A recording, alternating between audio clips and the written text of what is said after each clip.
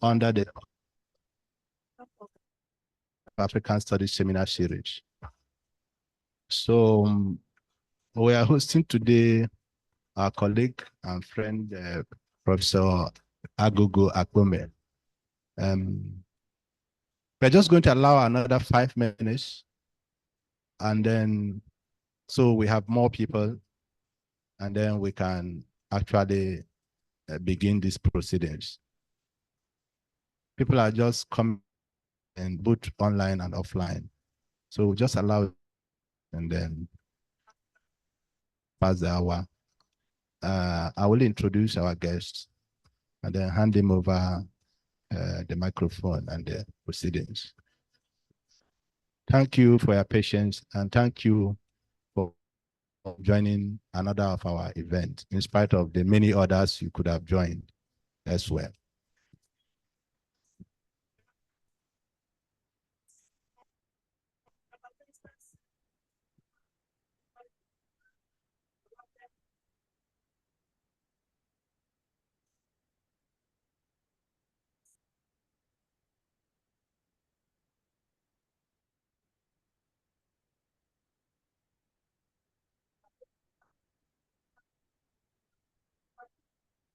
Online person.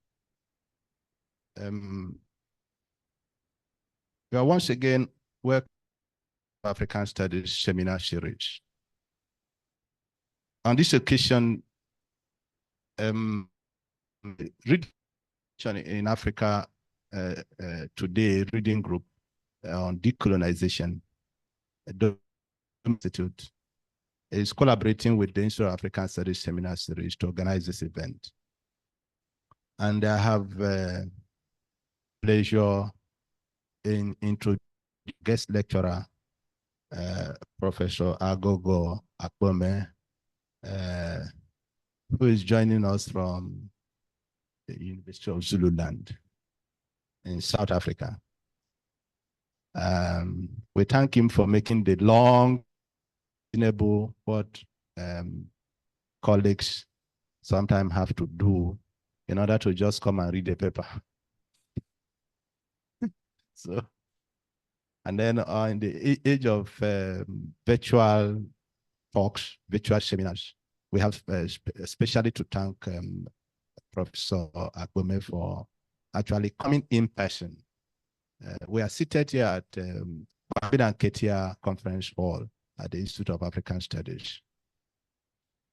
Professor Aghogho Akpome is an professor in the Department of English, Zululand, I mentioned that earlier, where he's actively involved in the institution's decolonization projects. He has worked briefly in the media and as a teacher and lecturer in Nigeria. He taught English literature, literary studies, and academic literacies briefly at the University of Johannesburg and the University of Witwatersrand, and was a research associate at the Center for African Studies, University of the Free State, South Africa, from 2013 to 2016. In other words, he has been all over places, doing a lot of work.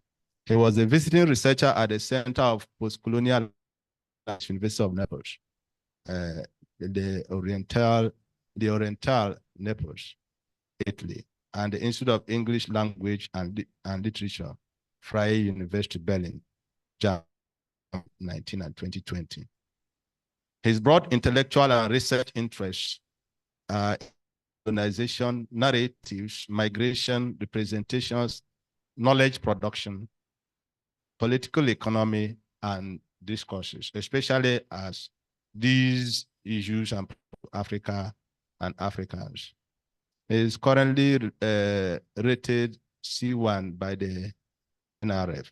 Prof, what does that mean? It must mean that you are at the top of the publication ladder. Oh, wow.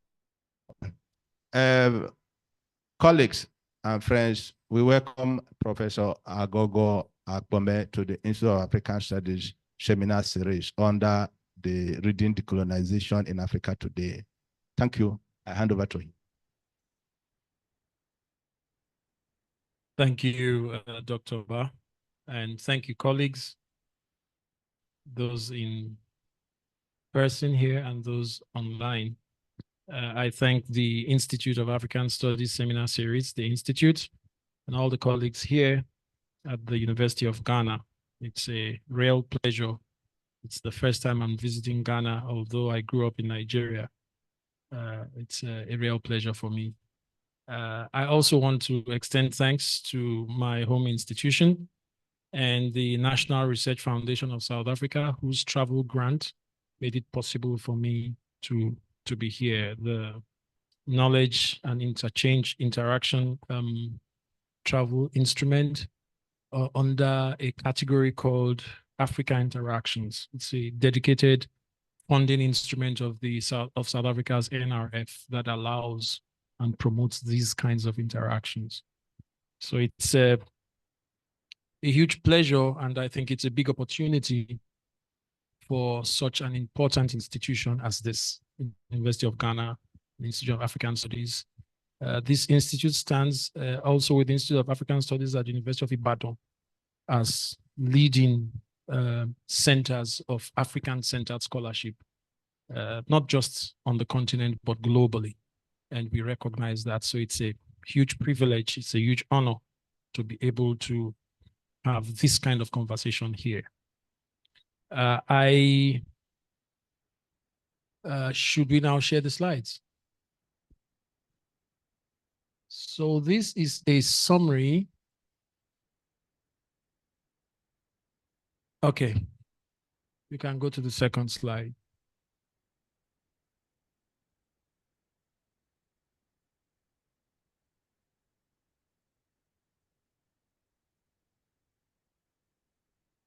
Okay, this is a summary of what I intend to do in the next 30 minutes or so. I intend to make a case for African thought as an indispensable means of advancing the well-being of African societies. Adopting what I call a non-disciplinary approach, I outline African thought as worldview, as intellectual orientation, and as a propositional and programmatic epistemological project. Elaborating on the polyvocal nature of African thought, I attempt to show how it can foster a paradigm shift from the neo-colonial, or you may want to say colonial, model that has alienated African universities from their communities. I conclude by suggesting ways in which new knowledge ecologies can assist African universities to recontract with their local, national, and regional publics without sacrificing a planetary outlook. I choose the word planetary intentionally. In the minds of some of us, we could think of international, but because of the loaded nature of that term these days, and those of us who are familiar with decolonial scholarship understand that planetary speaks more closely, it's more denotative than the loaded connotative. Yes, so this is the plan. And I like to say plan because if it doesn't go as planned, we all know not every time things go as planned. It's just the plan. It's a beginning heavy presentation. So I'm likely to spend time in the background and in the section 2 where I talk about African thought, and maybe less time in the third section. The reason is that I think we would be together already by the time we get to the third section, and I wouldn't want to waffle too much, although it's very difficult to avoid waffling in instances such as this. So why am I doing this? One of the key motivations for this work, it's work in progress. I think I have to say that caveat.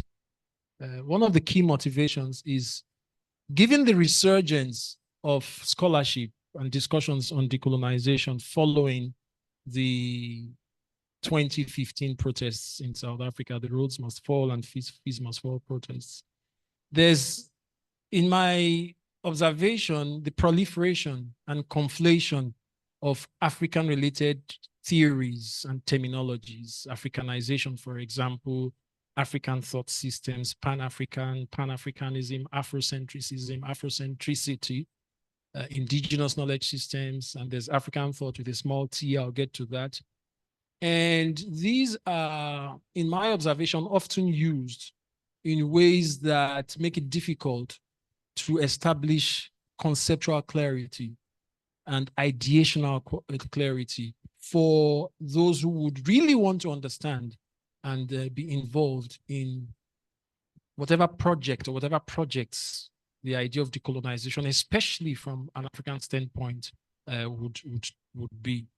More specifically, at our university, the University of Zululand,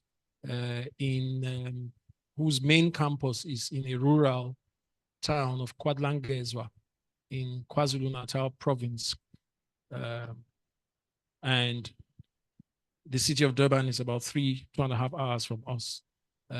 We've been doing some work with my colleague who is joining us online as well, Morgan Ndlovu, who is now at the University of Johannesburg since 2021, where we have decided to rebrand the university as a node for African thought. It's something we take very seriously. It's actually one of our main strategic goals from 2022 to 27. So why are we doing this? Our work has shown, I mean, it's obvious that the idea of development, and I put that in scare quotes, has not found the expression, the intended, and again, I put intended in square quotes, depending on who is, or let's say the expected outcomes in much of Africa. That's a whole conversation, and that we will just mention and go through. And then I'll come back to the point that Ndlovu Gacheni, Sabelo Ndlovu Gacheni, currently at University of Bayreuth, one of the leading scholars in decolonial studies today, talks about the exhaustion of current dominant knowledge systems. We'll talk about the crisis of the international system as well. But I intend personally to challenge us as African intellectuals, both those of us who are academics, emerging, established, but I think even more so, those who are younger academics and younger intellectuals.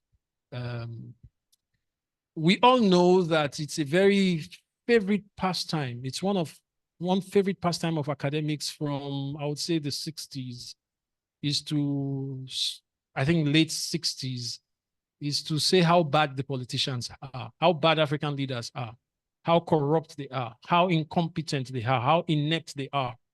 And I think it's more our problem as intellectuals than the leaders, because I think what ideas do we give to our politics? What ideas do we give to our societies? I think our societies would be outcomes of the ideas that the intellectuals, any society would demonstrate the outcomes of the ideas that are given to them.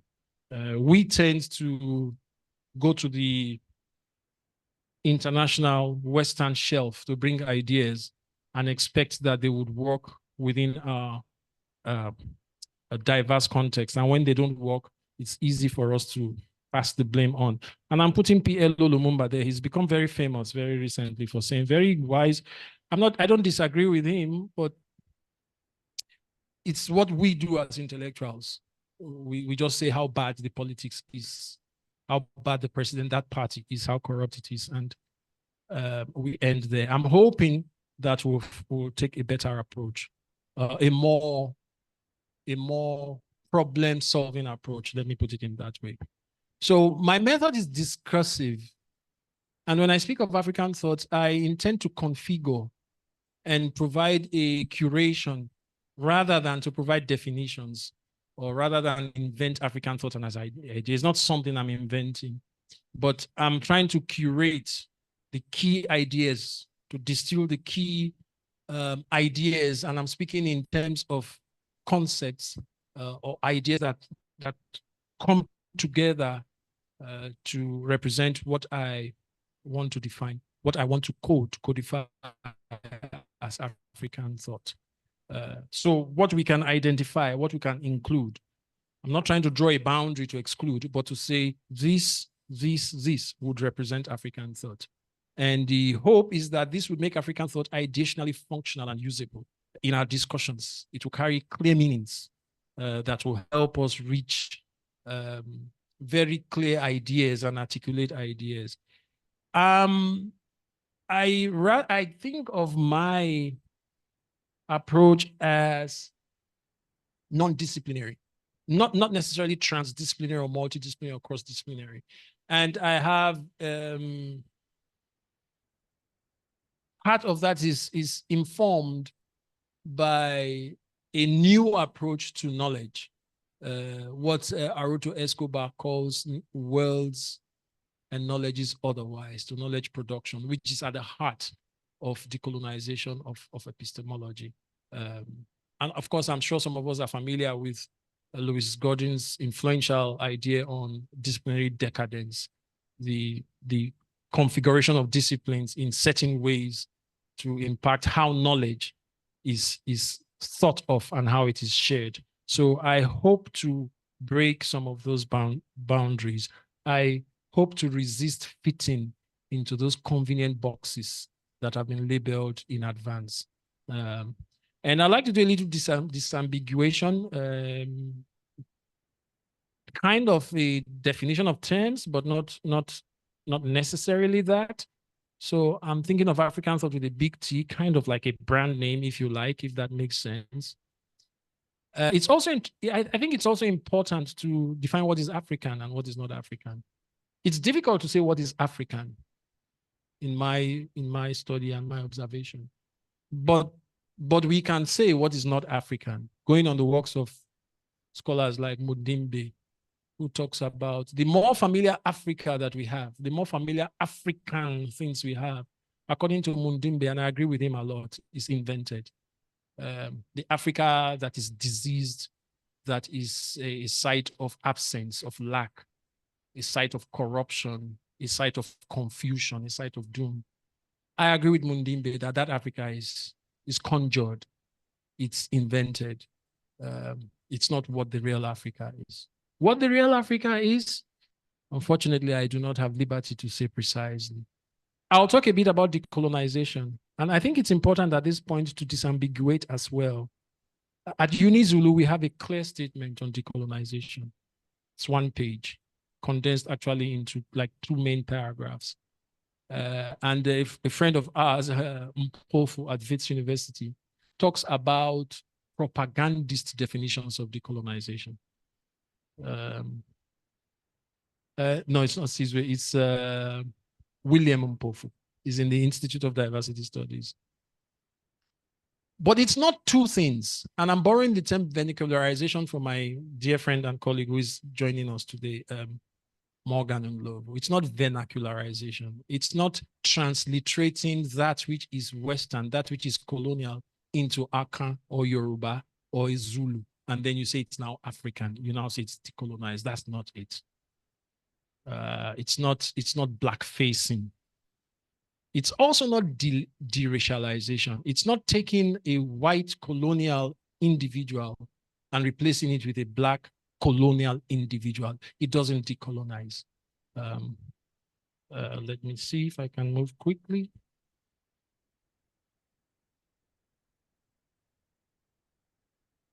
Yes, and also in terms of development, this is, you know, the classic Rousseau idea of development, the idea of one set of people chasing another set of people, everybody wanting to be like the so-called Western ideal. So I use the word well-being instead of that. If I wasn't protesting this word, you would have seen the word development. But I know that the idea of improvement, the idea of advancement is encoded in well-being, but it's not that heavily loaded, heavily tainted idea of development that's been passed down to us. And I think, okay, maybe I repeated some of the ideas in these 2 slides. So one key thing that we articulated at the University of Zululand is that decolonization is not fundamentalism. It's not the idea that black is superior to white or black is the only way. It's not a reversal of colonial fundamentalism. It's not a reversal of Europeanization. It's not nativist, which means it's not a withdrawal from everything in the world. Are you still online? Are we still with them? Okay. It's not a withdrawal. It's not an us and them between Africa and Europe. So it's not, and it's not faddist. It's not jingoist.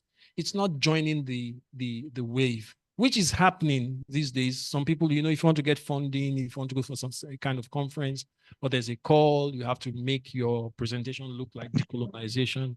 The thing, and some people get, we've got a PhD student he's about to register now. So he's doing his, he wants to do some Afro-centered thing. And so he's talking about Afrocentric and Afro-centered. And his point of departure, his starting point is Rhodes Must Fall 2015. And we had to tell him that no, decolonization didn't begin with 2015. It didn't begin when Ghana got independence in 1957. Decolonization, the resistance to colonization began at inception. Every human being that is oppressed resists oppression. And it's not one moment. So what we are doing is we're not following a trend.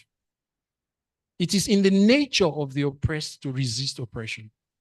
So we are carrying this further. That's, I think, what I'll say. And yeah, I really like this from Maldonado Torres. He had a presentation recently. And he talks about decolonization light.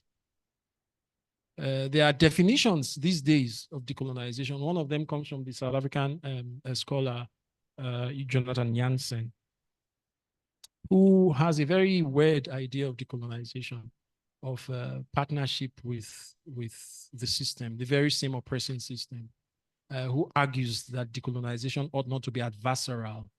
I find that very weird. So what we are involved in is not that kind of decolonization. I don't want to provide a definition of decolonization because I think everybody who knows what colonization is knows what decolonization is. The reversal, the undoing, the resistance to colonizing forces. And that resistance, in my response to Jansen, cannot be not adversarial. It cannot be cooperative. It can't be non-adversarial.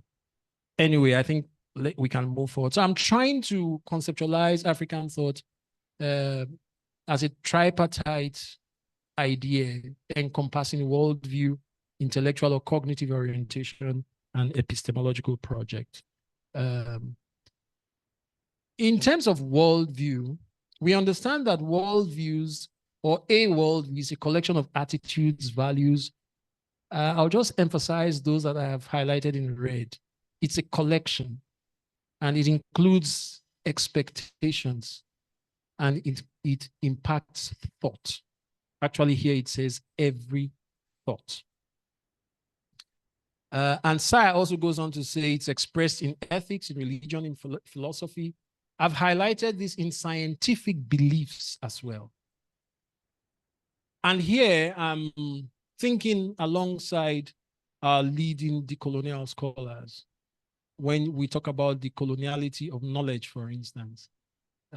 We found resistance among many scholars who think that the so-called hard sciences have nothing to do with beliefs. It's fact, it's a fact, it's a fact. 2 and 2 is 4.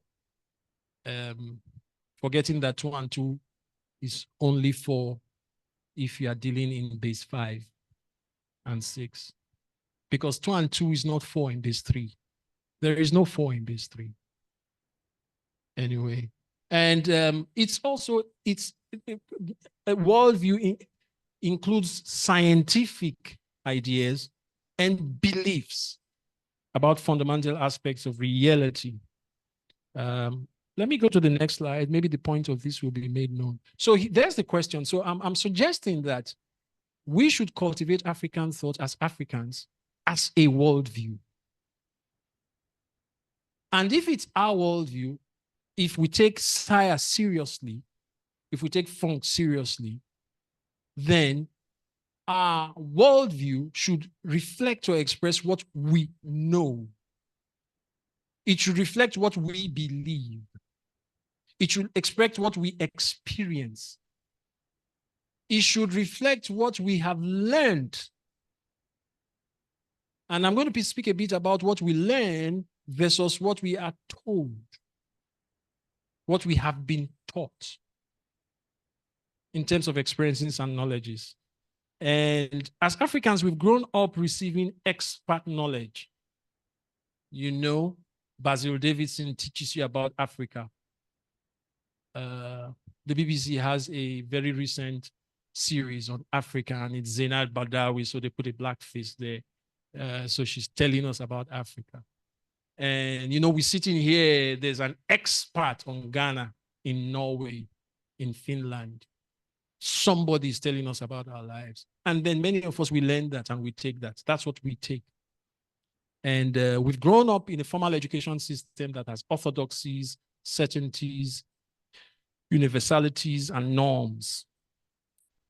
In 1899, this is still contested, but this saying gained currency around about the 1900s, after the invention of the locomotives and the great industrial revolution in Europe, in Western Europe.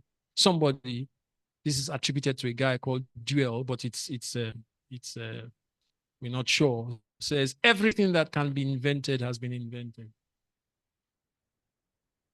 And more recently, in 1992, following the collapse of the Soviet Union, the eggheads of Anglo-American modernism proclaimed through Fukuyama that this is the end of history. This is heaven. This is the end of it all, the end of ideologies. And Jacques Derrida has something to say about this. And this is what Derrida says.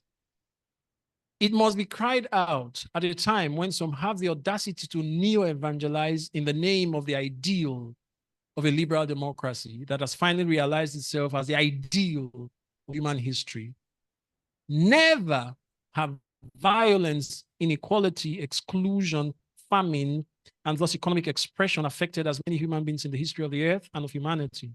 Instead of singing the advent of the ideal of liberal democracy and of the capitalist market in the euphoria of the end of history, instead of celebrating the end of ideologies and the end of the great emancipatory discourses, let us never neglect this obvious macroscopic fact made up of innumerable singular sites of suffering.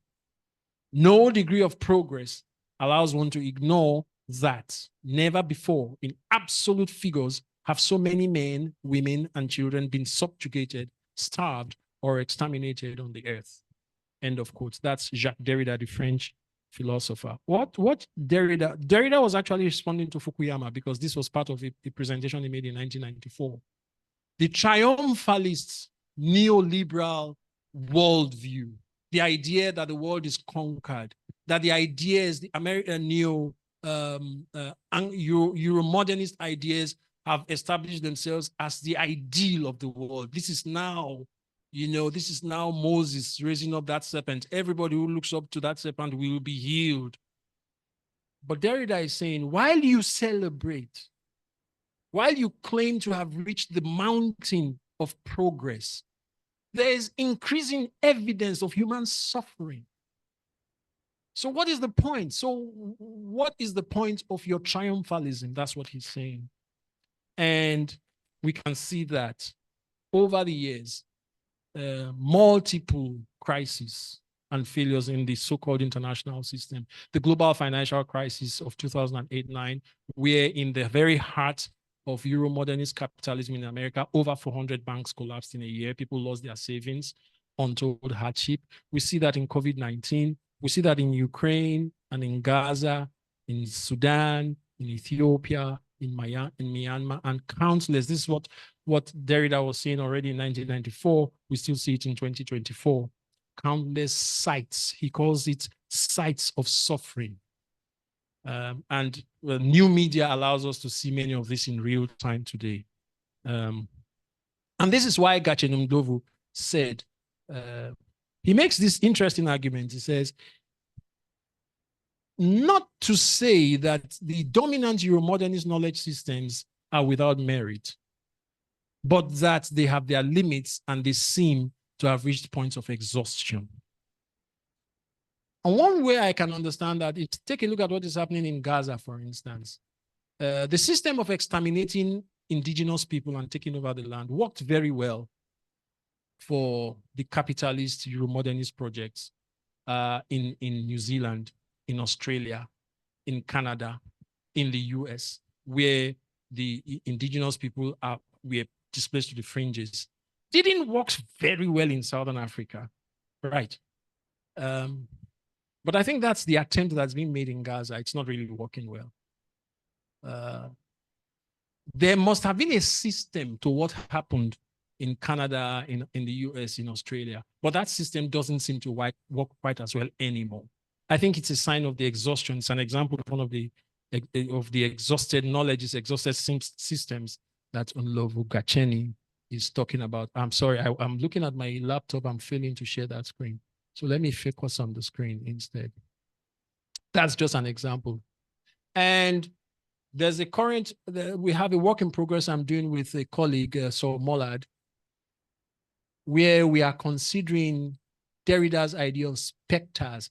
Derrida talked about specters of Marx. And what Derrida was saying was, while the capitalist neoliberal macroeconomic and political system saw itself as triumphal following decades of contestation with the Soviet system and the disintegration of the USSR in 1991, the fall of the Berlin Wall from 1989, Derrida warned in 1994 that even while that was happening, there have always been specters of the communist and social ideas propagated powerfully by Marx. That's what he called the specters of Marx. What I and my colleague Saul are thinking now is, whereas there's a dominant system, world system, that presents itself as the norm, as the universal, the fact of life is that there are specters of different systems running concurrently with the dominant system. The dominant system only claims to be universal. It is not universal in reality, because there are people who live lives, there are societies who still live outside the spheres, outside the prescriptions of the dominant neoliberal, so-called neoliberal democracy and neoliberal macroeconomic principles. So that's the argument we are making. And let me see what's on this slide. Of course, Arturo Escobar, one of the Latin American decolonial scholars, spoke of the existence and the need for us to recognize the world's and knowledge is otherwise, that is outside the dominant. Fela Anikulapo Kuti, the famous Afrobeat musician from Nigeria, in 1986 already has a song that he calls Teacher, Don't Teach Me Nonsense. A very interesting song where he's singing about the so-called democracy in Nigeria, the elections of, that must be the 1983 elections, right? The elections that brought Shagari in. And he said, is this, and he makes a question to the Western world who brought this democracy to Nigeria and said, he said, teacher, don't teach me nonsense. There's one line, there's a person you teach, you finish yesterday, don't die today. For those online who may not pick up that pidgin, I'm talking about Morgan and Co. I'm sure my Ghanaian colleagues pick up that pidgin. He said, the person who learned from you has died. So what you gave to that person is like, we can think of it in terms of a doctor giving a prescription. The person who took your prescription died. Your prescription did not help. And if I begin to cast aspersion at the notion of democracy today, you will understand why I'm doing that. Because these trumpeted ideas for decades, what do we get from them? Really, if we look at empirical outcomes, what do we get from these ideas? I know somebody is going to say it's because the politicians are corrupt, but we are in a very interesting situation. You know, you go to the doctor, he gives you a prescription for your relative, that relative dies. You take another person there, the other relative dies. You take another person there, the other relative dies, but it's your fault. We never really question the prescription. So like you have the crisis upon crisis that are identified in Africa. Hardly do people question the prescriptions that even we scholars give to society. We always question the victim. We always question the society. No, this society, and people say it everywhere. I was at the airport in Johannesburg and I sat next to colleagues. The airline, the plane is coming to Accra and then to Côte d'Ivoire, so to Abidjan. So many of us Africans, West Africans are there. And everybody's lambasting their society, lambasting the government, lambasting the economy.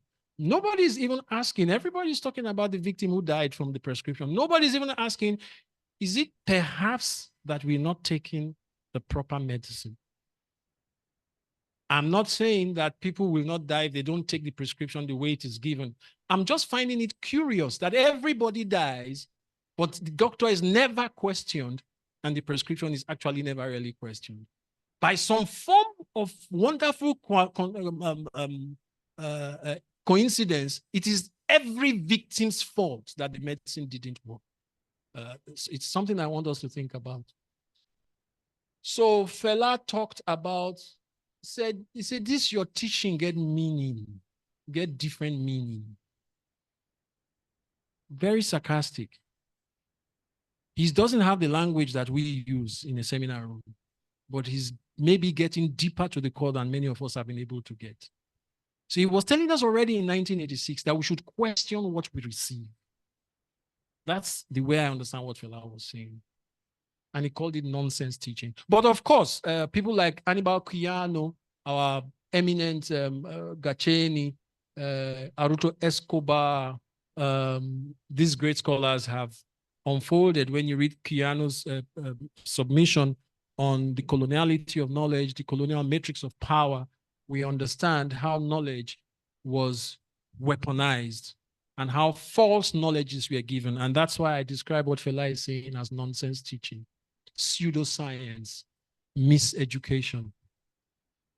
And I learned very recently de-education. I got that from Skakani, and Bewaji 2022 talked about de-education. Bewaji said something very interesting. He says, when you take an African child to the formal school, right? Not now that kids go to school at, maybe our kids go to school at 5 or 6, right? And even some of us, late 40s, early 50s, we went to school around 6. But our parents went to school when we were like 7 or 8 or 10, right? I think my dad started school when he was like 10 years old, right? So you take that child who probably was helping his father out in the farm or helping the mother take goods to the market, who has some skills already, right? You take that child to a school and you de-educate the child. You subject the child to A, B, C. You moronize the child. You make him a blank slate. So whatever the child brings didn't exist. So this is what Bewaji is saying about de-education. Then apartheid South Africa helps us. It's a very recent form of old style colonialism. This is Hendrik Verwoerd. He's credited. He's the notorious chief architect of the apartheid system. And this is what he says in 1959. Is it, or that should be 1959, colleagues? I think that's my mistake. He says, there is no place for the Bantu child, that's the black child, in the European community above the level of certain forms of labor. What is the use of teaching the Bantu child mathematics when it cannot use it in practice? The British, the Europeans, the mainland Europeans were very, very clever, very, very wise with organizing colonial education. The apartheid people were not making any such pretensions. They made it very clear, we're training you to be tea girls, to be hewers of wood and movers of stone. They said it clearly. So it's the kind of education, unfortunately, some of us, even sitting in this room and online, received. It's an education that is deliberately designed to cap us at a certain point. And that's what Fela calls nonsense teaching. I just want to put a list of some nonsense teaching on the slide. West Indies. We know how that term came about. It's the mistake of the sailors, of the European sailors who were looking for a western route to India. The first part of land they saw, they stopped and christened it West Indies. And that name sticks. That says something about European miseducation, is how resilient it can be. Even in face of its obvious error, it insists on its correctness. And even the people there call themselves West Indians still today. That place wasn't India, it wasn't West. But now we call it West Indies. Marco Polo went to China, tells lots of stories about China, forgot to talk about the Great Wall, which can be seen from space. He couldn't see the Great Wall, but he claimed that he saw China. And that's how the rest people came to Africa and told stories about Africa. The Hamitic myth by John Spanning talks about the black people we descend from the cursed child of Noah. And if you go online today and you see our memes, if you listen to our political analysis, even us clever scholars, these are the things we repeat. What is wrong with our president? What is wrong with our parliament? Our black man is just useless. We can't do anything. We don't know nothing. This is where most of those ideas come from. The misrepresentations, and this is what Mudimbe talks about, of an invented Africa. Now, these are more clever ones. FDI, foreign direct investment. You know, remember SAP, Structural Adjustment Program? Chika, you remember that. We grew up in Nigeria. Devalue your currency, do this, do that. How many countries did SAP help? Now, these are economic doctrines. These are Anglo-American economic doctrines. And even the very category of the informal. You know how they say all the economy in Africa is informal? No, think about it. The dominant way of production, the dominant economic mode available to a people is classified as informal. I have some language training. That is very serious psycho and sociolinguistics happening. Is devalued and degraded. Because the informal sector, whatever they do is unimportant. And those in the so-called informal sector cannot receive the kind of support those in the formal sector can receive. And guess what? That massive territory called informal sector is where maybe 90% of Africans reside. And the next one is corruption. You know how every African problem is caused by corruption? And do you know that we can't solve the corruption problem because of corruption? How it is a problem that resists being solved? Every problem, every president is corrupt. Yes, there's Vic Falls also as well.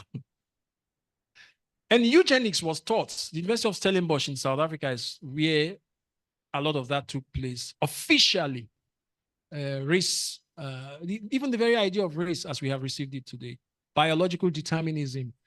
Google up the Tuskegee syphilis experiment. It was an experiment that took place in the US for 40 years. And the people were not told that they were being used. Black people were not told they were used as guinea pigs. What about the idea of the free market? Open up your markets. And then the very idea of development and democracy. One former American president, you know how he defined democracy? Let me try and use local examples. He says like two lions voting with a goat on what to have for lunch. We know the outcome. We know the outcome. Althusser speaks about ideological state apparatuses. And it's my argument.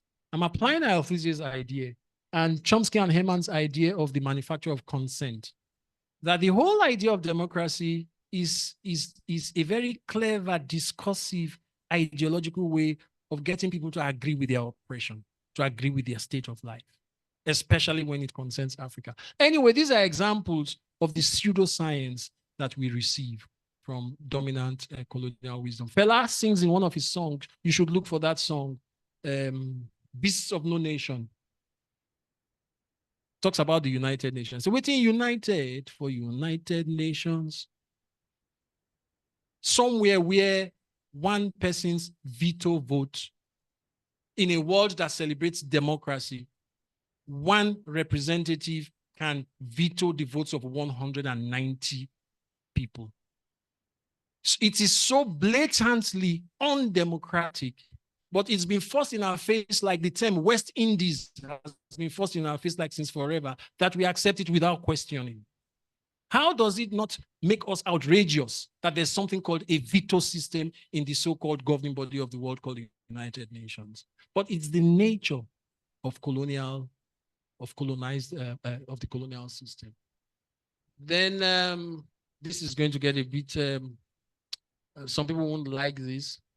Colleagues, do you know that during COVID, Cuba and Iran, who had suffered the most sanctions in the world, were able to develop between the two of them 12 vaccines. And we in Africa, who were not receiving sanctions, could not develop one. We queued up waiting for Canada. When their surplus vaccines were getting wasted, they put them on a plane and they got expired in mid-air. And when they landed in Africa, they say, you see, these very incompetent African leaders, we sent them 200,000 vaccines and now the vaccines have expired. We couldn't, I will talk about that a bit later if there's still time. And North Korea has nuclear weapons. I'm not interested in the nuclear weapons. What I'm interested is in the fact that for a country to maintain nuclear weapons means they have stable electricity. How many of us have stable electricity? Then Ukraine, Russia, we'll talk about that a bit. And you have, okay, let's skip. We'll talk about China. China, who moved approximately 800 million people from absolute poverty in about 40 years. A feat that has not even been accomplished in the, and they're not a liberal democracy, don't forget. My time is going, yeah. I always said the beginning would take much longer. It's my experience with this presentation. Okay. So African thought as intellectual or cognitive orientation would help us. This is Paulin Utonji, Beninois scholar. He passed away in February this year, one of Africa's best, who talked about the extroverted nature of our intellectual activity. African intellect. We want to answer questions that are posed by Fulbright scholarship. We in Africa, that's what we do mainly. We think about what the Erasmus program in Europe would do.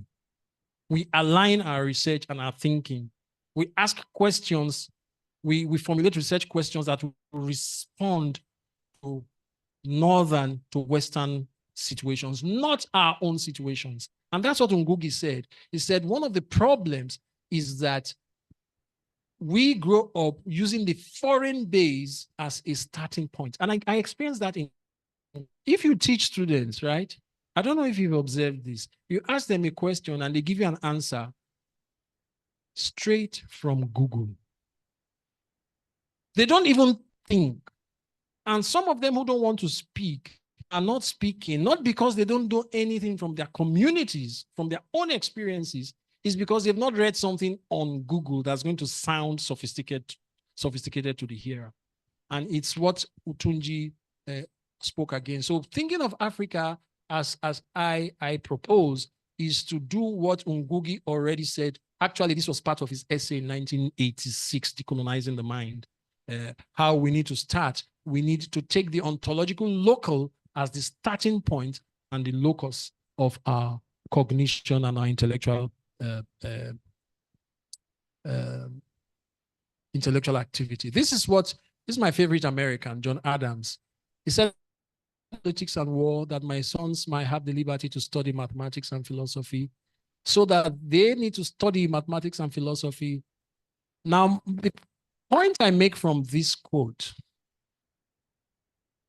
conceptualizing African thought as a programmatic, propositional, epistemological project, is that we need to study. We need to be scholars rather than pupils. We need to learn the world. We need to invest. And if you go look for the dictionary meaning of study, it doesn't have those words, but that's what it signifies. We need to research the world. We have been pupils like forever. Any economic doctrine from the IMF, from the World Bank, devalue your currency, we say how low? 50%? What do you want, sir? Should we do 50% or 100%? Or we do 90%? Every theory, every idea from the North is what many Africans take. regardless of whether they apply to the particular circumstances that society is facing. We need to theorize. I wish we had time to talk about this. We need to theorize. We need to make theories. Instead of trusting in those things that were handed down to us. I'm just saying that African thought is an opportunity for us to think from, to look at the world from your own window, to stand up where you are sitting. It's not to discard the world, but it's to your own brain rather than from Google, rather than from AI. And there's a very dangerous phenomenon now. Many of our students are thinking from AI. They are thinking from ChatGPT. So they are not thinking. They are taking ideas processed by, actually, ChatGPT doesn't think. It puts together ideas written by some individuals. It just curates the ideas, organizes them under certain themes. And I'll learn our students, the future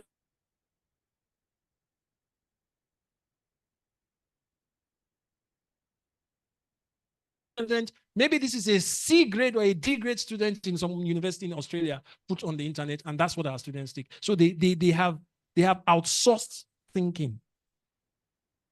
It's a terrible, terrible thing that's happening to us that we need to address. Okay, I think maybe I'll stop. I have to stop at a point. So those are some of the ideas. And I'm thinking in terms of programmatic priorities, we have to study education. We have to study philosophy. I think every African university should have basic, I don't know how it's done in Ghana, but in Nigeria, I think you studied in Nigeria as well. You know, we have that philosophy and logic. We have to have basic courses. Every African child has to learn education and philosophy and politics and war. Oh, I hate war because I'm a Christian, you see. But if you don't study war, your kids will fight forever. And media and discourse and trade, Ghana and the Ivory Coast, Nigeria, but more so Ghana and Cote d'Ivoire, produces the bulk of the world's cocoa. But the money that comes from chocolate and hot chocolate is owned by the people in Switzerland and Belgium. It's not enough for you to know how to produce. It's not enough for you to know how to work. You have to learn trade. That's why they have something called the World Trade Center. China's ascendancy is traced strongly, not just from 1978, but to 1990 when they ascended into the WTO. Because the current global macroeconomic system, they will buy from you and tell you how much you will sell. Ghana cannot determine the price of cocoa. That's why Belgium makes more money from cocoa. Coffee, the bulk of coffee in the world is produced in Ethiopia and Kenya. But they don't make the money. Anyway, I think my prof, okay. Whatever we do, my suggestion here, this is where I end. Whatever we do, we need to work the impact of having new knowledge ecologies is one of the major reasons we have to work together as African scholars, African institutions, institution to institution, department to department, across the continent, from Accra, from Ghana to Nigeria to South Africa to the Ivory Coast to Algeria to Zimbabwe, instead of our infatuation with Erasmus and Europe, which we call partnerships, but they are not partnerships. We are junior partners. They are not real partnerships. We are actually data gatherers for many. When you go and work with the Cambridge Institute, when you do many of the partnerships we do, the so-called partnerships we do with Cambridge and Harvard, we are just data gatherers for a market research they are doing there. That's usually who we are. That's what we do. But we need more. I'm not saying we should jettison all of them, but why we need this is that, as Kuyano has shown us, the colonial matrix of power is a very formidable matrix. It's a very powerful matrix.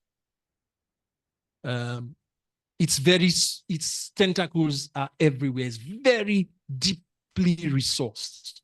And in order to combat that, we need to build an ecology. We need to support one another. We need to exchange ideas. We need to calibrate our current partnerships. We have to have exchanges. You see what Hendrik Verwoerd, the guy I referenced earlier, you see what he said. in 1957 about apartheid. He said we must take the implementation of separate development, that's apartheid. Separate development is just another word. He said we must take it so far that no future government will ever be able to reverse it, end of quote. I've been working in South Africa for this current university. I've been there for 8 years. It is, even with your best of intentions, it's so difficult to undo. Look at Africa. It's so difficult to undo what was done. In Berlin, 1884 to 18, they spent 2 years. They had conferences over about 6 months, but between 1884 and 85, to decide what they were going to do with Africa. You see why it's difficult for us to undo it. So this calls for serious, decisive, robust, far-reaching efforts on our parts. Not cosmetic. We do one seminar and we go.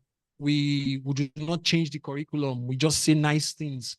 And again, we look for funding again from another global North university. We travel overseas. I travel to Europe as well, so I'm not putting it on any one of us. We travel overseas. That will not change the course. We need resilient, formidable formations, scholarly formations, ideational formations, network scholarships. We can use the internet.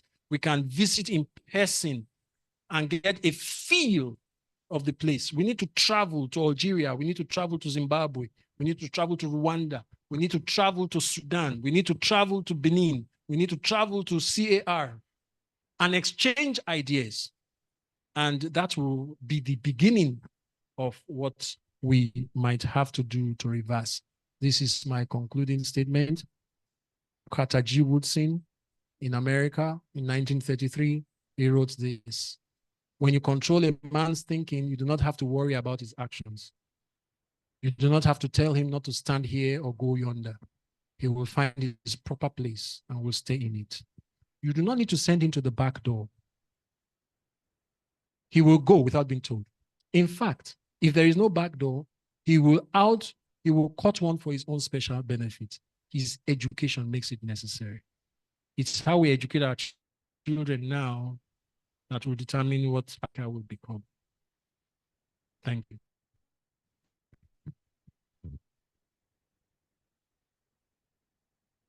Professor Aghogho Akpome, I could allow you to go on and on and on. I'm beginning to think that I made a mistake not organizing a workshop alongside this public seminar, but maybe I could correct it tomorrow. I don't know about others. Yeah, so I really wanted you to stop, not because I wanted you to stop talking, but because I'm eager to bring in my audience from online and offline. I am not given to exaggerations. I have sat on this same seat a great number of times in the last 5 years, either as a coordinator of our seminars here at the Institute, or organizing workshops, seminars for the reading Decolonization in Africa today. I have never taken so many more notes. I have not before taken as many notes as I took today while you spoke. And so because of that many notes, I will keep my comments for later, because I'm sure people will want to take issues with you. In particular, when you said you hate wars because you are a Christian. Maybe you hate wars, or you hate the act of war because it's immoral, not because God commanded it. So it returns us to an old philosophical debate about whether something is good because God commanded it, or that something is actually good because it's morally acceptable, something like that. And then, just before I hand over, maybe to touch on, because I said I'll leave my comments for later. So, but just a broad outline here and there. The whole idea of something you called something that I thought was very fascinating. Something about non-disciplinarity instead of inter or. So I'm just trying to juggle the minds of people when they want to. And then you said there's something about the real Africa, which you don't want to talk about. You actually implied you are afraid to talk about that. Well, but as intellectuals, as philosophers, it's about saying the unsayable. So maybe people might want to take you on that. Okay, I was talking, I made a note about Wiredu and conceptual decolonization. And that's the only point I should raise. By the time you concluded, you at one point, towards the end of your talk, Nkrumah could have been the one speaking. And then you ended by saying, look, your implication, what you imply is that decolonization is impossible. I just completed a lengthy piece on Kwesi Wiredu and decolonization in Africa. And then I interviewed colleagues from across 2 universities, where I came up with the conclusion that actually, in fact, there are so many of the people I interviewed who just said, no, decolonization is not possible. So we're wasting time. And they gave so many insurmountable reasons. Reasons as to why the obstacles that are insurmountable that we cannot overcome. And then another fascinating comment from you about decolonization beginning with colonization. I'll leave that again for our audience, for other commenters. And then something about African thought as worldview, extremely interesting. And then the whole idea of experts on Ghana. I remember an anecdote. A colleague said she went to Harvard, and then they said there was an expert in Twi, somebody who teaches Twi. And then she asked for the person, and they showed, and then she started speaking Twi to the person. The person said, no, but I don't speak Twi. So, but how do you teach Twi? So maybe the linguist, I keep referring to that anecdote because I found it extremely fascinating. And then the collapse of the concepts of modernity and the reader's response. I mean, there are so many notes that I kept taking because of the kind of. So I think that this is the most in-depth. In fact, what you have done is an attempt to define decolonization, to define what decolonization ought to mean for Africa, and also to tell us, and both in terms of history and ongoing events, the position of Africa in the world, what colonization and coloniality means, what neocolonialism means, and what decolonization. That's what this whole talk has been about. And there's so many takeaways. So I should stop there and then bring in our colleagues and friends from online and in person. So if you want to speak, just indicate with your virtual hand. And then those here in person, of course. So I can see Kofi Asante, but then Jiwonu must have raised his or her hand earlier. Please, can you unmute and speak now before I return to those Yes, online. Thank you very much for the very thought-provoking presentation, very insightful. And listening to you, I'm twisting and I'm turning, and it's almost like you have no direction, you have nowhere, I have nowhere to go, right? On the whole issue of decolonization. Starting from academia, where the question is, where do we start from? And where are we heading to when we talk about decolonization? We are looking at a situation where I would imagine, apart from South Africa, I'm not sure of any other African country that the governments invest money in research, right? You come to the University of Ghana. I don't have any statistics, but I imagine over 99% of the research we do is externally funded, which means that we have to dance to their tune. It's easy for me to travel to Europe or to move in North America than to travel in Africa. So when we think of or talk about decolonization, I'm just wondering, where do we start from? Where do we start from? How do we start? Those are just some thoughts I want to put across. Thank you. Yeah, Shanti.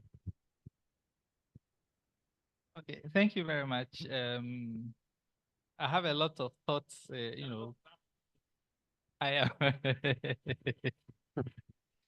So, like Chika, but I think I'll focus on maybe just a couple and take off from where he left off about, not liking war. This is just, on the lighter side. Maybe you don't like war, not because you are Christian, but because you've outgrown your Christian morality. Because I like to tell people, the Bible is a very immoral document. Okay. And if you read the Old Testament, what is going on in the Middle East falls very much in line with the commandments of the God of the Old Testament, who America is currently playing its role, providing the arms to commit genocide. But I really like the idea you put across that we need to really question in a very blunt way these received ideas, and kind of brings to mind in Lovo Gacheni's idea of insurgent and resurgent scholarship. And one of the ways I've found which work is to really be blunt about it, almost vulgar. So I, tell people, of course, now it's quite understood that colonialism never ended. It just transmuted with independence in a actually much worse way, because under colonialism, former colonialism, the powers had a responsibility. Now, they are exercising the same control, even extracting more without the responsibility, the direct responsibility. Anything that comes in as aid, which needs to be paid back. And I like the point you made about corruption because, again, I tell people the leadership failure we have in Ghana and the rest of Africa is actually by design, because it is not the case that we've not had leaders who had a developmental vision, but they were quickly removed. Either they were killed, their countries were destabilized, and whatnot. So it's by, and I think if we put it that bluntly, currently what we are seeing is, if we want to be hopeful, we'll say the empire is in its last gasp, so they are being very blunt about it. But, back in the early 2000s, when Hamas won the election, Hillary Clinton said, if we are going to do democracy, we should have put in place the steps to make sure that we determine the winner. So even those who embrace democracy, we know they actually don't. And recently, we see what's happening in Georgia. They passed a bill and they are being sanctioned. And, so we talk a lot about what's happening in Gaza. Of course, we also have crisis in the Sudan, in DRC, which is difficult to understand why it's not garnering the same kind of public attention. Maybe it's more difficult to fit into an overarching narrative. The way that it's been done it's possible to do in the Gaza. But one quotation which recently came to my attention was from Frederick Douglass describing the slavery in its dying moment in the US. That it is so grotesque and ugly, but it just can't help but force itself onto the public stage, onto people's attention. Not realizing the disgust that people have towards it. And you can see what's happening with the way even mild critique of Israel is defined as anti-Semitism. But I think there's also a point about it, and this is where I may push back slightly. Please push back. To what you said. And I'll say the kids are okay. Late last year or early this year, young people on TikTok in the US rediscovered Osama bin Laden. Very interesting. He had written a letter to the US. The full text was on the Guardian website of the Guardian newspaper. It went viral on TikTok, and all of a sudden, young people in the US are saying, really, I mean, Osama was right. All the complaints he had about it. And then the Guardian took it off his newspaper. It was wiped out clean. Wow. You know, so it seems like, colonialism, the colonial seems all encompassing until it meets, and it seems like, I don't know, maybe because we have independent media emerging or some I think it's also because previously the benefits of colonialism was widely disseminated, even among the working classes in the US. Whereas now, the system has gotten to a place where, even the camps are no longer falling. So people no longer have a stake in the system. So they are willing to more directly criticize it. And it was also interesting that the day of the Hamas attack on October 7, you have young people in the US quickly taking the side of Hamas rather than Israel. But also we see a similar thing in Africa. I mean, of course, Ruto is a terrible person, but the narratives that preceded the election that brought him to power, there was a lot of disillusionment with elections among young people in Kenya. And if you also follow the debates around the coup in Niger and the very strong popular resistance to ECOWAS intervention, so that people are really questioning a lot of this narrative. And most of it's actually the youth, not those in power. Okay. So I think even though they may be so dependent on Google and ChatGPT, there is something happening which we are not fully aware of. Maybe it could be the basis of something that could be built on, but I won't dismiss them out of land altogether. And I think I'll end here, maybe. Okay. Doing Q&A. Yes, Peter Bembe. Yeah, thank you so much. I was following online and very insightful, very well-referenced, well-detailed presentation. And it was really enjoyable. I have one of two challenges. Somewhere I overheard the presenter argue that there are elements about the colonization agenda that may not have to be thrown away, and there are others that must be thrown away. And if I got that right, if I listened right, let me put it that way. If I listened right, I'm curious in any ways that the discourse could be enhanced by making it much more clearer about which element about the colonization agenda could be kept, which element should be thrown away, and how easy that is in terms of how the whole discourse and what is now may not be entirely described as a purist system. So how is this ambiguation to be done? Number two is the whole discourse about ingenuity. And of late, I keep having this challenge, and I struggle as a young African scholar when we are debating about the indigenous and the traditional. And particularly, I get troubled, especially with the events happening in the Gaza, when we try to use the indigenous interpretation to try to explain occupation and what is happening in the Gaza. A little study will show that up until 637 AD, there was not a specific dwelling or enough presence of the Arabs we will call Palestinians now, who were occupying the Gaza Peninsula.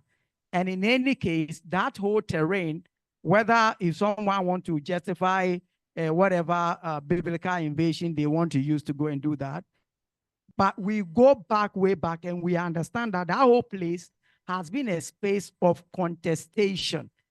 It has never been first Arabs who was there. The Byzantines have been there. The Jews have been there. Philistines and other Greek and other dynasties have all dwelt in that place. So how do we use the indigenous argument, knowing that the recent population could even be as new as maybe fairly 1,000 to 2,000 years old, and discounting every other population that has been there? in talking about indigeneity, talking about oppression, and talking about resistance, and talking about freedom. So please, I really need help with trying to desegregate all this and taking that to Africa. How do we also tease out things, knowledge areas, discourses, epistemologies that we can neatly call indigenous without running into the problem of colonial pollution or corrupted forms of these native ideals for the colonization agenda to be successful? Thank you. Thank you. Thank you so much, Peter and Kofi and others who have asked very, very incisive questions. I'm willing to take one more question from online if there is someone with a question or a comment. And then so that I return to Professor Akpome one last time before we close, because we intend to close in the next 15 minutes or so. Do we have a questioner online? Okay, so we don't. Oh, okay. New York, okay, Hammond. Is that a question or you are in agreement? Well, it's a short question because my name is Nyokwe Hammond. Thank you very much for your presentation. I'm just looking at decolonization and governance systems, and we have seen that our governance is one of the areas or one of the most important areas where we are failing. I mean, I personally think that we have followed a certain experiment from the time of independence to this stage, which is not satisfying our needs. And what I see is also that it has to do with the national state and the disloyalty that we tend to have when we enter the new towns, which unfortunately is seen as the new nation, but it is somebody's ethnic space. And so how can we marry this? How can we create the new loyalties that when you come from any part of the country and say you come to Accra, for example, that the loyalty that you had in your own area, you will still have that in terms of economics, in terms of environment, and so on and so forth. I'll just leave it here. But what is your comment on it? Thank you so much, Ni. Prof, I'll ask my own question, just one last question. And then you have all of 10 minutes to respond to as many of those as possible. I have a simple question. And maybe it's an unfair question, given what I already said previously. Is decolonization in Africa possible? Is it possible from where you sit? I'll start with that question because that's the one you remember most when you take a round of questions. It's impossible until it's done. Does that satisfy you? I mean, I live in South Africa, right? I've been living in South Africa since 2010. In 1976, when the Afrikaners were shooting down black students, secondary school students, nobody would have thought it was possible for me to leave Nigeria and go and live in South Africa. Nobody would have thought it was possible. You saw what Fairfoot said. Fairfoot said, what we are going to do, we are going to make it irreversible. I think it's always possible what humans decide to do. And I'm not being spiritual or anything here. I think humans have shown all through human history. I mean, that guy said in 1899 that everything that needs to be invented has been invented in 1899. I wish there's a way to bring him back to life and see what was invented only even 10 years after he said what he said. So I do think it's possible. But I agree with what you have said that it's a daunting task. So that is why in the work that I'm doing, I'm going to devote an entire paper to what we need to do, because this paper is very heavy on the background. So that's why we get a bit despaired. So we need to forge, like the thrust of what I came to do is to meet colleagues, talk to colleagues, forge person-to-person exchanges, forge institutional exchanges, and I believe it's possible. I believe it's very possible because like Kofi told us, with those kids in America, with TikTok, and that has really shaken the global dominant system to its roots. And you see, it's one of the reasons they are trying to ban TikTok. But now they are in a bind because they are going to get feed kids from the young generation if they try to ban TikTok. They are trying, but they've not succeeded yet. So I do think it's very, very possible. Let me take Ni's question. So the way I'll respond to this question is this. You say governance systems is where we are failing. Is it us failing or is the systems failing? I have a very Afro-optimist idea. I have a human optimist idea, not just Afro. I think Africans deserve all the optimism that any human being can get. This, for my conclusion so far, until I find something better, is the system is not fit for purpose. This, like when they talk about corruption, was there ever a case before a colony was set up in Africa of an African leader, an African king, taking money from his community and traveling 20 kilometers to buy a house in the next community? There is no record that any African leader took money from his community, traveled just 20 kilometers, not getting on a plane, to build a house.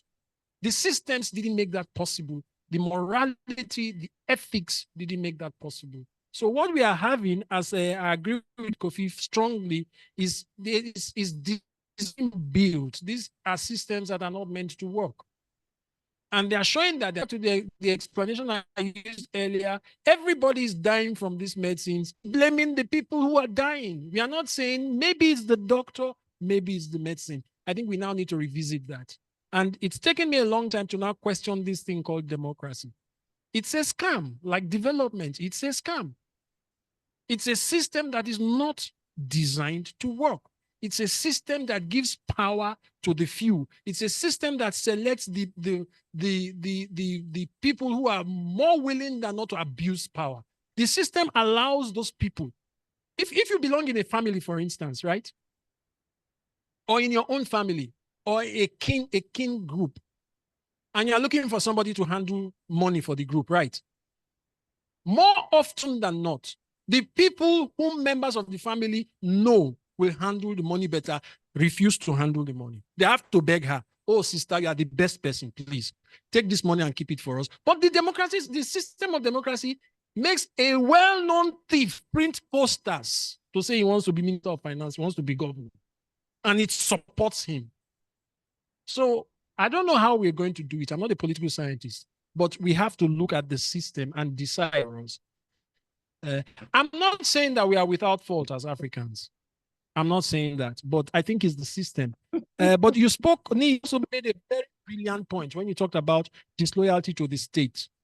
Again, is the system. The nation states, Ghana, Nigeria, South Africa, even Afghanistan, these are creations of coloniality. It was created as, there's a slang word we used in Nigeria. I've not found an equivalent. It's called office. You know what office means? So that thing now, office. Then just set them up there so that people can go and get.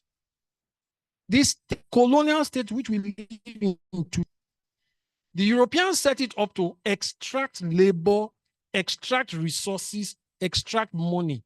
When they finished, they handed over, they trained some of our people with their same skin to carry on the extraction. So that is where the state is designed, extraction and coercion. Until we do something about that, we'll continue to have those problems. The problems will not go. And in response to you, Ni, when we have a system that is not designed to extract from us, then we'll be loyal to the system. We'll be loyal to the place. It's impossible to be loyal to a system that you know is out to get you, is out to stress you. It's not existing for your benefit. That's where, and there's this Nigerian sociologist who theorizes brilliantly, Peter Eke. He talked about the two publics. So he talked about primordial morality. That's what I think that's part of what Ni is saying, primordial morality and civicist morality. So the black person already has two worlds. W.E. Du Bois in America talked of it as double consciousness. One part of the black man is white, he's trying to be white. The other part knows that that part is fake. Like if you look at, he knows. He knows. He gets into a certain situation, uses a certain accent, and many of our young people demonstrate that. I'm not hitting on our young people, Kofi. I take your point, but they demonstrate that because they are brought up two systems. So we have to deal with that. Peter, I think maybe I didn't articulate myself well. I didn't mean that you can keep any part of colonialism. No, not at all. What I meant, what I was saying was that there are things in this world that are not indigenous to Africa that are useful. They could well come from England, but that something comes from England doesn't mean it's colonial. Something that comes from Japan doesn't necessarily mean it's colonial. Although our relationship with the North, especially with Europe and America, has been defined strongly by colonialism, it doesn't mean that everything, when we interact with England, everything. Colonialism is a system of dependence and oppression. If in that exchange there's no oppression or dependence, then it doesn't need to be decolonized. That's what I mean. Am I a bit clear to you? We can carry on the conversation in the corridor.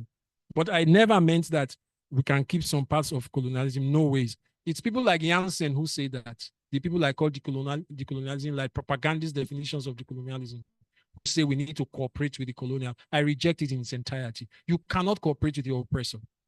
You can't. Those people who say it should not be adversarial, that why are we saying harsh words? I can't cooperate with such people. So I hope. Then you talk about indigeneity and you're talking about, I'm not an expert in the Jansen. Yeah, that guy who was vice chancellor of University of the Free State, that colored guy.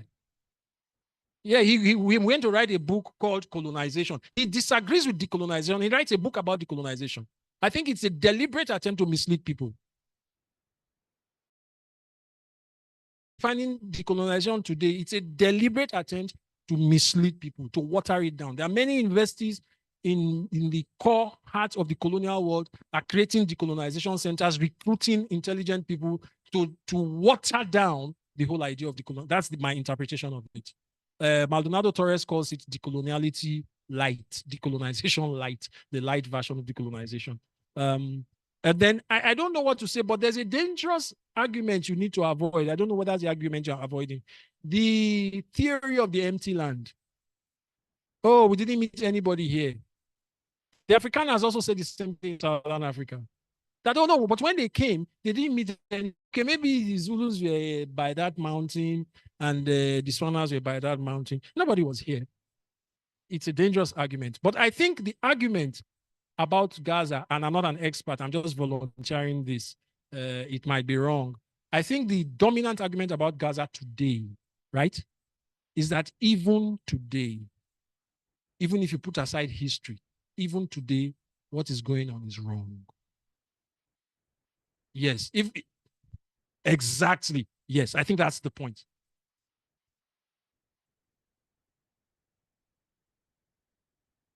Yeah. Mm-hmm. To try to kind of massage history, Yeah. to ignore historical precedents, Yeah. and just to say, okay, I mean, it's their land. They've been here. I think they've been there since ancient. So if we make the debate like what is happening there is wrong, and there is a need to fashion out a system that ensures mutual coexistence. Yeah. I'm sure that you also have to be careful with that argument.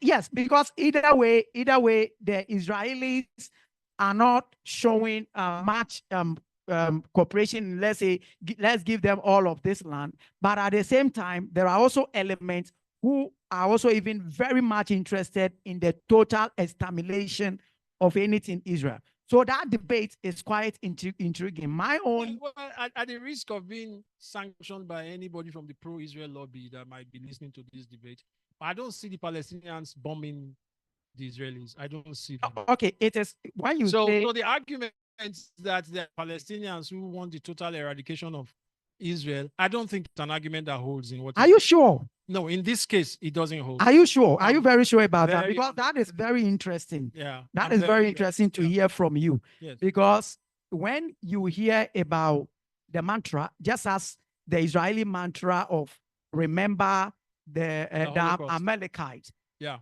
whilst that mantra connoted an extermination cross, Yes. the mantra of from river to the sea, yes. although there is reinterpretation and revised versions of that mantra, that seems to suggest that it means that the occupied land should be given.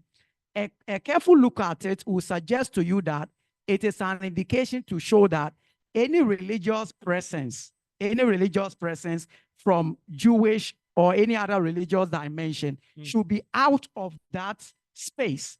And this is what has been what has originally grounded the mantra from river to the sea. Okay. So we can talk about systemic. We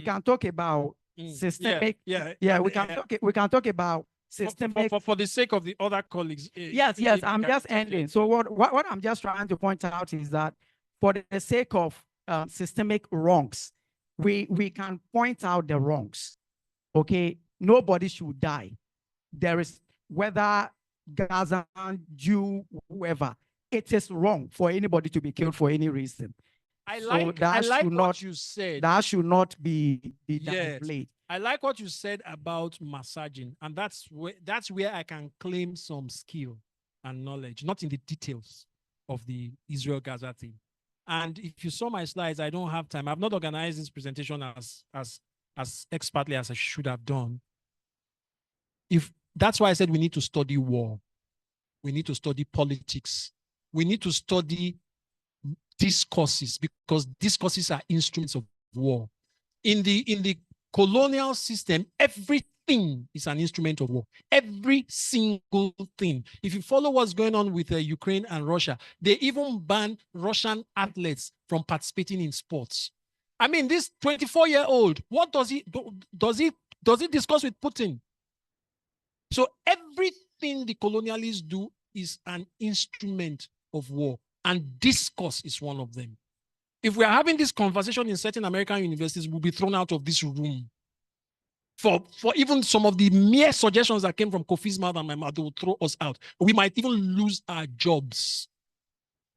So this is why, as those who have suffered under colonialism, we should learn and understand discourse. How is something black? I mean, how I grew up, I am very angry with people who teach politics. All my colleagues in politics, I say, you guys are very useless people. You taught us when we were children that we should be like America. This America. You were teaching us that America is the paragon of democracy. This America that was celebrating democracy and treating black people like idiots. Up till now, they still treat. As in 2017, a police officer confronted a white woman at a stop. The woman was scared. Then the guy said, why are you scared? He said, because I'm scared. He said, no, we only kill black people. The man was not fired. The man was not sacked. So, and our teachers, Chika, growing up, we are teaching us. So many of us aspired to be America. That's why you see very many Africans going to America, forgetting that they are treated like they're less than human in those places. So we must learn narratives. We must also learn discourses, education. What are we teaching? And that brings me to the question asked by the first colleague who talked about where do we start? We start with what we have. We can't do everything. As lecturers, I think your classroom is a very powerful space. There may be a future president in your classroom, you don't know. So teach, decolonize your students, decolonize yourself, teach your students. If that's all you can do, for me, that's a lot. Then if you get some of the opportunities that some of us get, that we go and make presentations, then do presentations. It's a very complex, it's a very big business, and it's not what one person can do. But Chika, I believe that this is possible. Let me see if I can run through this. I hope I've answered your question. And in regard to indigeneity, again, back to your first question, there's no human being that has everything. There's no society that has everything.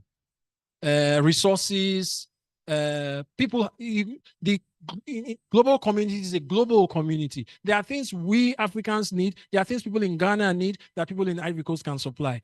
So decolonization, and that's in response to a question online by Dennis Canterbury, it's not isolationist. It's not. It's not isolationist. It's not a withdrawal from the global community. No, not at all. You see, it's very interesting when people ask these questions. I was in a workshop in my institution 2 weeks ago, and the head of our internationalization office asked a similar question. He said, can you be international and Africanize? We are talking Africanization now, but are we not supposed to internationalize? Then I asked her a question. Can you be Westernized and be international?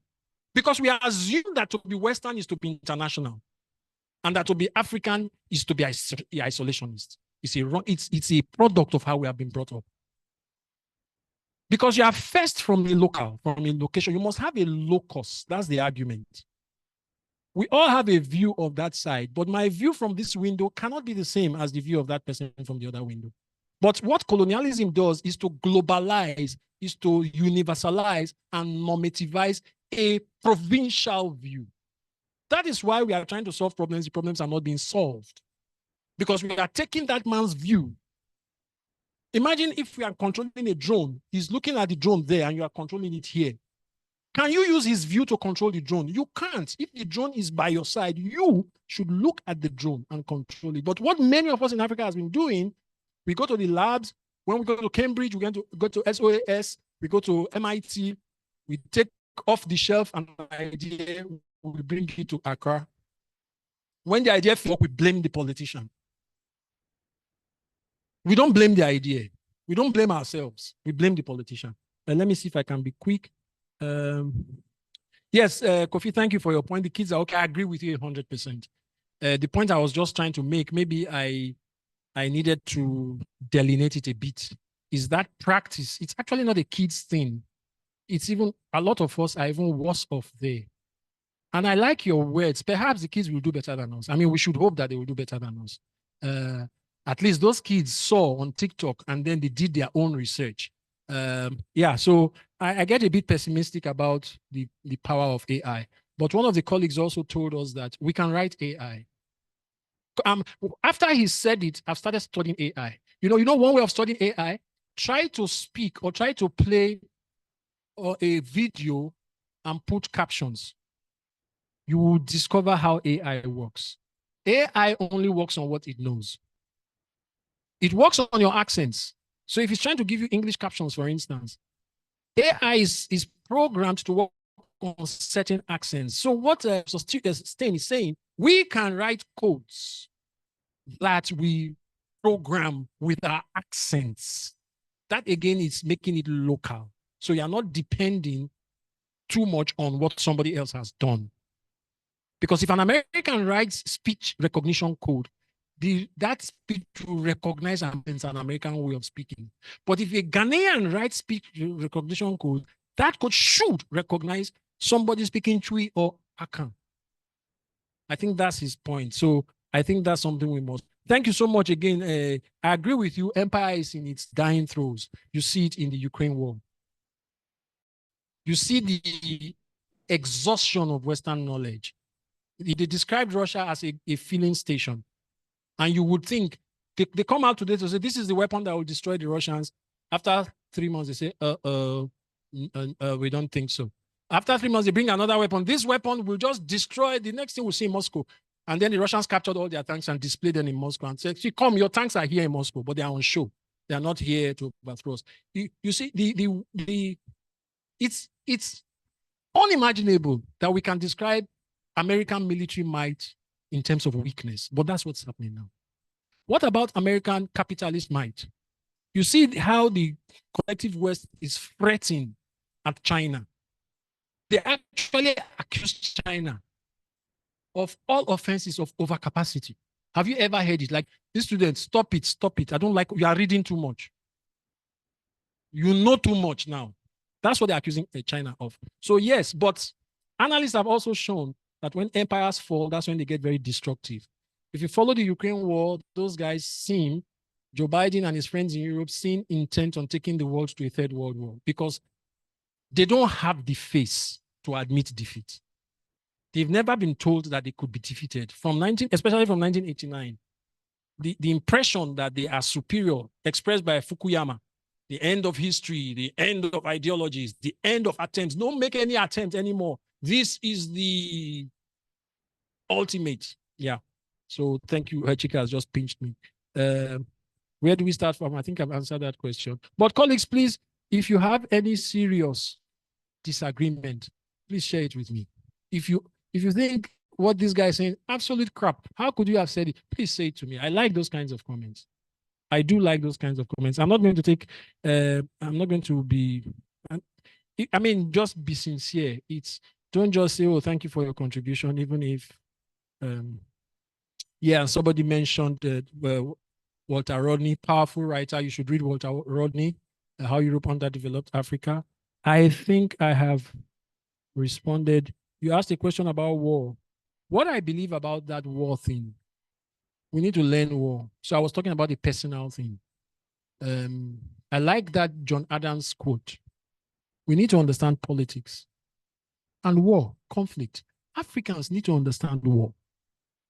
Our lives, the lives of our parents, the lives of our grandparents were defined so much by conflicts. If we understand war and conflict, I think then we can prevent them from happening.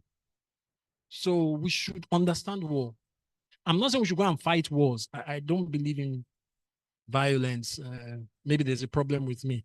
And Kofi, we'll take that conversation outside, but let me make a conversation where you said about the Bible being immoral. I don't think so, but I agree with you. I think it's the power of discourse. I think those who have handled the Bible, the Europeans usurped and appropriated Christian ideas and made and weaponized them for war. Even if you are not a Christian, even if you read about Jesus as a piece of fiction, that character, Jesus, will not do what these people who call themselves Christians are doing. I'm sure you will not deny it. Okay, we'll debate it. We'll debate it. But that is my sense. And that's why I think we should also learn discourse. Like the places I've presented about corruption, this is the first audience I presented about corruption, and people I didn't see anybody who wanted to throw me out. They thought I was saying nonsense. How can you say, no, corruption is our problem? No, corruption is... Because of the power of discourse, the media. And we are living in that space. I take this to the first, what do? We should occupy that space of the media. If a journal from Cambridge doesn't publish articles, do a podcast. Publish it in that journal from a small university in Benin Republic. Why must you wait for... Yes, why do you need Cambridge to validate you? These are the people who said your grandparents were animals. So we need to learn also that self-respect. I've only been in Accra for 2 or 3 days, but I think maybe I prepared my mind in advance. But I'm absolutely loving it.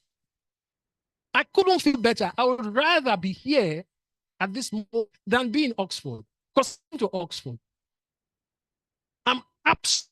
we've been created to hate ourselves, to see blackness as a crime, to shrink from blackness, to be disgusted by blackness or things associated with Africans. We need to come out of that. Thank you very much.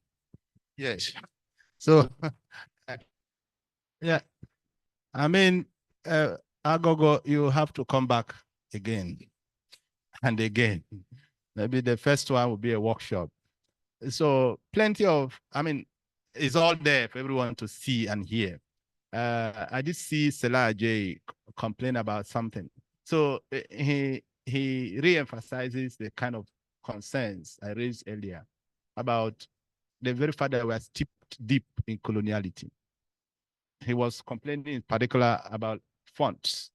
So if we are going to follow certain rubrics, even in our writings, and those rubrics are in themselves colonial, how do we decolonize while we are using colonial weapons? I think that's what is saying in essence. But you have given us enough food for thought. I mean, I couldn't have asked for better. This is one particular discussion that I'll be very eager, very proud to put on our YouTube channel. So we are already putting this on our YouTube channels, immortalizing it, using it for our lectures and some other kinds of discussions whenever the need arises. So we can't be more grateful, Professor Aghogho Akpome. I don't know. I'm just wow. That is it. Because coming from a philosophical background, we like all this systematic, organized. But I see also we accept this discursive conversations. You move from issues to issues, topics to topics, and we can see how you're able to engage with some of all this and make us think and think again. We can't thank you enough, Prof, for coming. And then it was Dr. Edwin Ajay. Okay, I think he has stepped out. No, I thought he's the seminar connector. I thought maybe he wanted to make an announcement. But of course, we will come back between July 2nd and July 5. We'll be hosting the former director of the Institute of African Studies at it's at Atlanta. So at Emory. So Professor Nathan Susaitma. He will be here to talk to our graduate students about African studies, about maybe that's also a problem, that about mentorship, about publications, and so on and so forth. All those other uncharted areas that many of our graduate students and even some early career scholars struggle with. So he will be here between 2nd and 5th of July. That's when Reading Decolonization will be coming up with another event. Do stay on the watch out, and the posters, the announcements will come up. Also, the seminar series, like I said, I was expecting Dr. J to make an announcement, but since she has stepped out. Okay. So thank you so much for joining us from online and from in person. We are very grateful that you left aside every other assignment, every other engagement, every other seminar or conference you could have joined and joined our own seminars. We are very grateful and look forward to seeing you once again. Thank you very much.